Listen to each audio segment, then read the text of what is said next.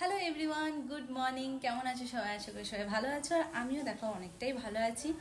আর প্রত্যেক দিনে আমি ঘুরে আসার পর ভাবি যে আর কোথাও বেরোবো না, কাজে মন দেবো। অনেক কাজ পেন্ডিংয়ে রয়েছে আমার, তো সংসারের কাজ বুঝতে পারছো অনেকেই থাকে, তো সেগুলোই ভাবি আমি করব। কিন্তু আমার লাইফে এই যে এতগুলো সে কি বলে পনতির মতো আছে যে আমি কোনো দিন কোনো কাজ টাইমে করতে পারবো না। আমি না গেলে কি আছে, ওরা আমার কাছে কিন্তু চলে আসবে।